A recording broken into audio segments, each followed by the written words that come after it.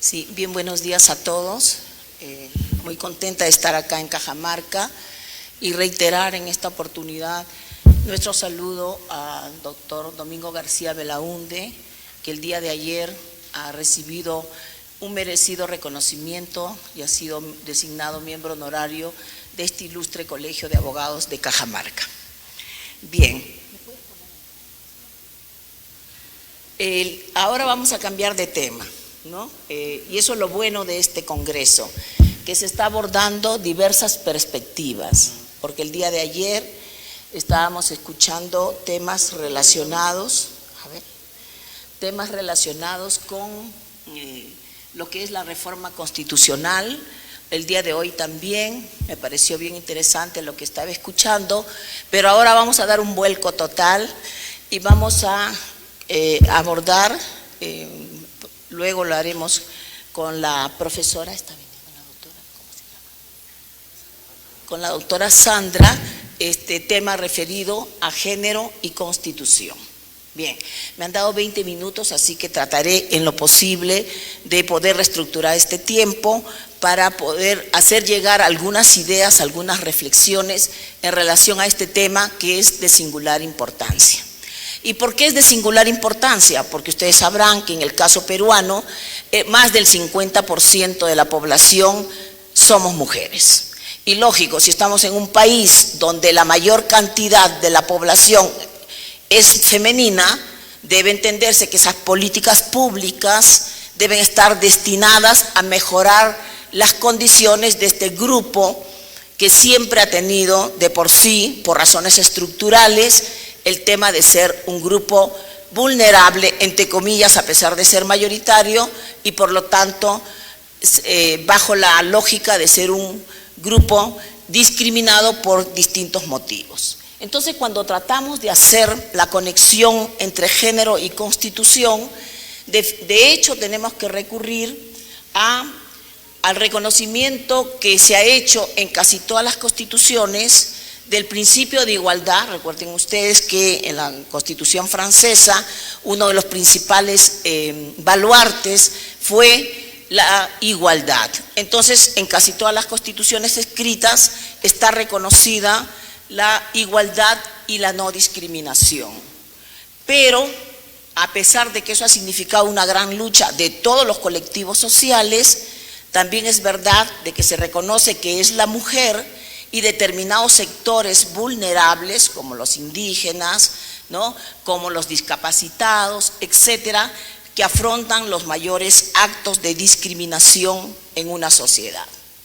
Bien, entonces tenemos que entender que los derechos de las mujeres y su repercusión en cualquier ámbito de nuestra vida requiere de garantías para su protección. Y en este ámbito de lo que estamos ahora hablando, la teoría feminista del derecho y el compromiso que adquirió la comunidad internacional es de singular importancia. Si no fuera por el desarrollo de esta teoría feminista del derecho y también de los grandes aportes que ha hecho la Organización de Naciones Unidas a través de sus órganos competentes y la Organización de Estados Americanos a lo que son los derechos de las mujeres, nosotros no habríamos avanzado tanto en lograr el cambio de lo que viene ocurriendo en todas las sociedades, no solamente peruana, sino a nivel mundial.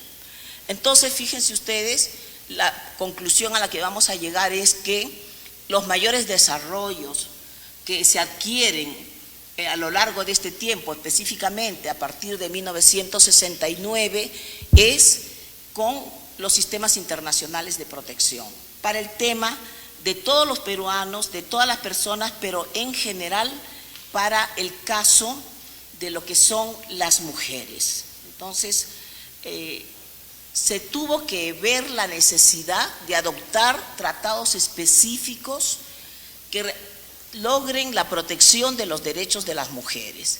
Y en esos 3 tratados, que son los fundamentales y que todos estamos, especialmente las mujeres, obligadas a conocer y a difundir, tenemos, ahí los he colocado, en primer lugar, la Convención sobre la eliminación de todas las formas de discriminación contra la mujer, que fíjese, es un tratado desde 1979, pero fue puesto en vigor a partir de 1981, conocido en inglés por su sigla CEDAW, que tiene un comité muy activo, el comité de la CEDAW, que ha emitido las recomendaciones generales.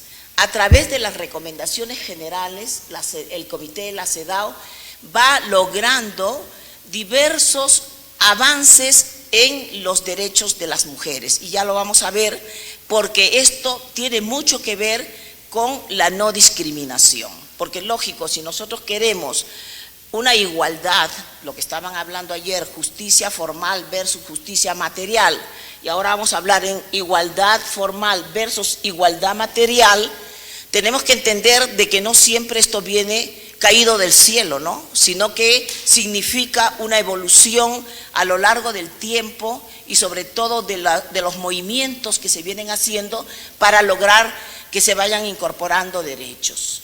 Entonces, fíjense, la CEDAW y su comité, a través de las recomendaciones generales que son importantísimas, ha logrado un gran avance en este tema de los derechos de las mujeres, para lograr una igualdad material y dejar de lado la igualdad formal que se pregona en casi todas las constituciones escritas. Luego, a nivel de la OEA, tenemos nuestro gran tratado específico, pero que ya, viendo los aportes de la CEDAW, va a ingresar a un terreno mucho más específico, diríamos, que viene a ser el tema de la violencia contra la mujer. Y por lo tanto, esta Convención Interamericana para prevenir, sancionar y erradicar la violencia contra la mujer, que se va a adoptar en Belém do Pará, en Brasil, y por eso se llama Convención de Belém do Pará, en 1994, o sea, unos 15 años aproximadamente más tarde de lo que se dio la CEDAW. Pero recoge los planteamientos de este primer gran tratado de Naciones Unidas para lograr incorporar otros aspectos que no se habían considerado en el primer tratado, pero que gracias al comité de la CEDAW ha ido avanzando poco a poco. Y bueno, el tratado específico más moderno, y que yo estoy segura que dará las mejores decisiones por parte de los órganos encargados de este convenio del Consejo de Europa para la prevención y lucha contra la violencia de las mujeres y la violencia doméstica, llamada Convenio de Estambul, que es del 2011 y que fue puesto en vigor el año 2014. Entenderán que un tratado desde el año puesto en vigor del 2014 en realidad es un tratado muy moderno, muy reciente, que va a necesitar desarrollo, por supuesto, pero que si ustedes ven su estructura, me hace acordar mucho a los códigos procesales modernos. Esto en realidad yo les recomiendo, este convenio de Estambul, que pueda ser revisado por todos, porque incluso lo que no tenía la Convención de Belém do Pará, como es el mecanismo de seguimiento, lo ha incorporado ya el convenio de Estambul. Entonces, nosotros vamos a encontrarnos ante un instrumento muy nuevo, muy moderno, tiene parte sustantiva, parte adjetiva, tarea preventiva, tarea represiva, lo que no tienen los otros tratados, pero eso no significa de que no haya sido redimensionado por los órganos de protección, como es el Comité de la CEDAW o como es la Comisión Interamericana o la Corte Interamericana en el caso de los dos tratados anteriores. Entonces, fíjense, vamos a hablar de género y corrupción, lo que interesa es que si ustedes se dan cuenta que en todas las constituciones, una de las categorías proscritas de discriminación es la discriminación por razón de sexo. No se habla de una discriminación por razón de género, no lo van a encontrar en ninguna constitución. Eso lo van a encontrar ya en los tratados modernos, más las recomendaciones generales de la CEDAW y los informes de la Comisión Interamericana. Entonces, si nosotros vemos el artículo primero de la Convención de la CEDAW de Naciones Unidas, va a hablar, como todas las constituciones, de la discriminación por motivo de sexo. Claro que hay otras categorías proscritas, ¿no? Ya saben, edad, estado económico, nacionalidad, etcétera, pero acá es sexo. Entonces, lo que ha hecho el Comité de la CEDAW es hacer interpretaciones conjuntas del artículo 2 y del artículo 5 de la CEDAW para concluir que la Convención abarca la discriminación contra la mujer por motivos de género. Entonces, hay un cambio, hay una mutación, ya no es por razones de sexo, sino por razones de género. Pero eso viene a través de interpretación. Entonces, el término sexo, y eso ha sido ya adoptado por todos, en jueces, por los mismos jueces de las instancias internacionales, los jueces internos, el término sexo se refiere a las diferencias biológicas entre el hombre y la mujer. En cambio, y aquí eso sí hay que tenerlo bien presente, el término género se refiere a las identidades, las funciones, a los atributos construidos socialmente de la mujer y el hombre, y el significado social y cultural que la sociedad atribuye a esas diferencias biológicas, lo que da lugar a relaciones jerárquicas entre hombres y mujeres y a la distribución de facultades y derechos en favor del hombre y en detrimento de la mujer. Y entonces ahí vienen los famosos estereotipos de género, ¿no? Porque son construcciones sociales que a lo largo del tiempo se han ido formando y por lo tanto ustedes van a escuchar siempre, no, la mujer es más sumisa, el que tiene el poder es el hombre. No siempre es así, ¿no? Pero esa es la construcción que se ha hecho, la construcción social. La persona que mantiene el hogar es el hombre, la mujer no lo es, lo cual ha ido cambiando. Pero esto poco a poco, históricamente, tiene que ir cambiando, porque al ser una construcción social, es lógico que también va a ir cambiando. Entonces, fíjense, también lo dice la CEDAW, que en cuanto al género, el lugar que el hombre y la mujer ocupan en la sociedad depende de factores políticos, económicos, culturales, sociales, religiosos, ideológicos y ambientales. Hay casos ya extremos, ¿no? Como el caso de la burka en otros países, donde lógico la mujer tiene que usar la burka. ¿Por qué? Porque es una costumbre, porque es una forma de vivir de esos pueblos y claro, ahí habrá que ver cómo se van a manejar este tema de los estereotipos de género, que miren ustedes, hay una obra muy importante sobre estereotipos de género de Rebecca Cook y Simone Cusack, donde dice que se refiere a un grupo estructurado de creencias sobre los atributos personales de mujeres y hombres. Es cierto, y no lo vamos a negar también, que este concepto de género ha ido también evolucionando hacia otros aspectos como identidad de género, que no es un tema que vamos a abordar porque nosotros vamos a ver el tema relacionado con los derechos de la mujer. Pero ya la Corte Interamericana de Derechos Humanos, en una opinión consultiva y en un caso contra Perú, ¿no?, ha manifestado que además se tiene que respetar lo que significa la identidad de género, que generalmente está referida a colectivos sociales que son discriminados por razones de opción sexual. Bueno, ya hay pronunciamiento de la Corte en relación al caso peruano. Y habría que preguntarnos también si en ese tema, como lo dijo ayer el profesor Luis Castillo, que buscando una justicia material en relación a la Convención Americana y a su órgano de interpretación, como es la Corte Interamericana, si es factible o no que nosotros optemos por lo que dice la Corte en el caso Artavia Murillo, o si nosotros vamos a seguir con el criterio que me parece errado que tuvo nuestro Tribunal Constitucional cuando conoció un caso parecido. Entonces, es un tema de interpretación y también de opción de que nosotros vamos a ir formando a lo largo del tiempo y de acuerdo a nuestros conocimientos y a las opciones que también nosotros nos liguemos, ¿no? Entonces, miren, a raíz de todo este tema de género, cuando hay el cambio de lo que es sexo y de lo que es género, se va a lograr un desarrollo inusitado, diría yo, para temas tan especiales como son estereotipos de género, que es para todos los sectores, pero que en el ámbito de la impartición de justicia se nota muchísimo, ¿no?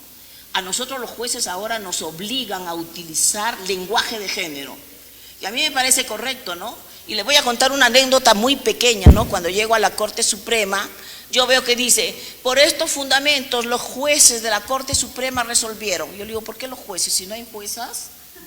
Entonces, ahora se ha instalado en nuestra sala, por estos fundamentos, los jueces y las juezas de esta sala penal transitoria resolvieron o acordaron. Bueno, ya algo hemos hecho, ¿no? O cuando se dice, por ejemplo, que la mujer es la que provoca al hombre porque se pone una truza roja con encaje, ¿no? Y que entonces ella es la que está motivando para que el hombre abuse de ella, ¿no? Entonces, fíjese, hay que tener mucho cuidado. A mí me parece que en ese ámbito los acuerdos plenarios de la Corte Suprema en materia penal han hecho muchísimo, porque bajo la lógica de la Declaración Única de la Víctima, como lo ha considerado la Corte Interamericana de Derechos Humanos, hay una nueva concepción de lo que es la Declaración del Testigo Único, ¿no? Muy criticado por ciertos sectores, pero también muy aceptado por otros sectores. Bueno, entonces en violencia de género les decía, me vas avisando ya, que el artículo 1 de la Convención de Belém do Pará ya va a decir algo que es fundamental, ¿no? Es la violencia contra la mujer, constituye cualquier acción o conducta basada en su género que cause muerte, daño o sufrimiento físico o sexual o psicológico, en el ámbito público como en el privado. ¿Ya? ¿Por qué? Porque ya las cuestiones privadas, domésticas, donde nadie podía intervenir, ahora pasan a ser cuestiones que van a ser vistas también por los poderes públicos, ¿no? Y se van a tener que dar otro tipo de políticas. Y lo más importante es que a raíz de estos adelantos, todo lo que es violencia de género es una forma de discriminación. Bien, el Convenio de Estambul, sí, al ser mucho más adelantado, va a decir que la violencia contra la mujer es por razones de género, se define como toda violencia contra la mujer porque es una mujer o porque las afecta de manera desproporcionada.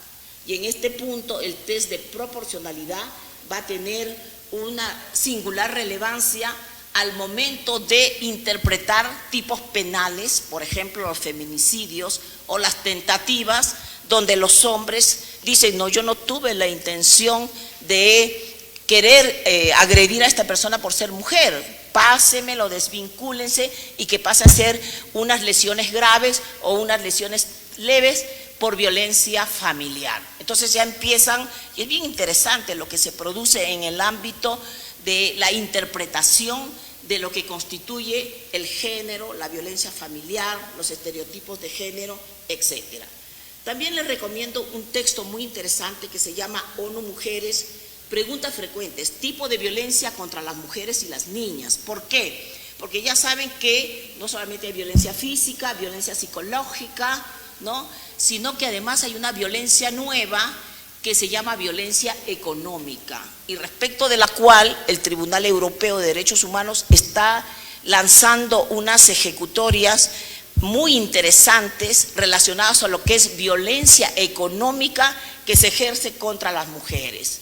Entonces, miren ustedes, esta violencia de género que se reproduce muchísimo en el caso de Perú, en Perú se ha llegado a determinar de que son en el ámbito de justicia 3 hechos los más notorios, ¿no? En primer lugar, los delitos contra el patrimonio. En segundo lugar, el tema de lo que es la violencia contra la mujer y el grupo y los integrantes del grupo familiar. Y en tercer lugar, la inseguridad ciudadana, porque los robos agravados es de todos los días. Y claro, miren, a nosotros nos preocupa como personas que integramos el Poder Judicial que se reporten tantísimos casos de violencia de género, ¿no? Donde la expresión más fuerte viene a ser la del feminicidio, ¿no? O de lesiones graves. Pero para mí personalmente el tema de la violación sexual en agravio de niñas o de niños en el entorno familiar viene a ser quizás el punto más neurálgico que tenemos que ver. ¿Y eso por qué? porque la cadena perpetua se ha instaurado para los delitos de violación sexual. Y recientemente se ha dado, bueno, no tan reciente, pero del 2018, se dio una modificatoria a lo que es delito de violación sexual, la ley 30.838. Y entonces ahí no hay beneficios. Si un hombre está con una menor hasta 14 años, pena de cadena perpetua, no te puedes someter a conclusión anticipada, etcétera, etcétera. ¿Eso es bueno o es malo? Eso es algo que tenemos que nosotros ver, ¿no? Porque también las políticas criminales destinadas a exacerbar todo este tema de lo que es una cuestión que el Estado debe prevenir, porque en realidad la tarea preventiva, como lo dice el Convenio de Estambul, es más importante que una tarea represiva, ¿no? Pero miren ustedes, este es el último punto que estoy poniendo, lo vuelvo a regresar. Hay muchas cosas más, porque a raíz de lo que viene a ser una igualdad material, la discriminación que se ha aperturado con su cláusula abierta, que la tenemos en el artículo 2.2 de nuestra Constitución, los estereotipos de género, famosa sentencia del campo algodonero versus México de la Corte Interamericana, los desarrollos de lo que es la violencia de género, los desarrollos de la discriminación estructural contra las mujeres y los desarrollos de la discriminación interseccional contra las mujeres por parte de la Corte Interamericana y del Tribunal Europeo de Derechos Humanos, nos están dando una mirada diferente, ¿no? Y entonces ustedes dirán, pero si está hablando de género y constitución, ¿por qué nos habla de los tratados? Porque ya les digo que tanto los tratados como sus órganos de protección son los que han tenido los mayores desarrollos. ¿Y por qué nos interesa a nosotros lo que diga la Corte o los informes de la Comisión Interamericana de Derechos Humanos? Porque ya ustedes lo conocen y solamente para recordar, tenemos el artículo 55 que establece que los tratados en vigor forman parte de nuestro derecho interno. Tenemos una cuarta disposición final y transitoria que nos obliga a interpretar los derechos que la Constitución reconoce de conformidad con la Declaración Universal y tratados que Perú ha suscrito. El Código Procesal Constitucional, que hace mención a las interpretaciones que llevan a cabo los órganos de protección de derechos humanos, y la doctrina del control de convencionalidad que instauró la Corte a partir de un famoso caso contra Chile. Por lo tanto, miren, el bagaje cultural y también el tema se ha ampliado. Y yo creo que va a seguir desarrollándose y van a seguir introduciéndose categorías bajo esta perspectiva de género que tiene una vinculación directa con la Constitución a través de la cláusula de igualdad, pero una igualdad en sentido material y de no discriminación con todas aquellas categorías proscritas, entre ellas el sexo y a las que estamos agregando el género. Eso es todo por el tiempo que me han otorgado. Muchas gracias.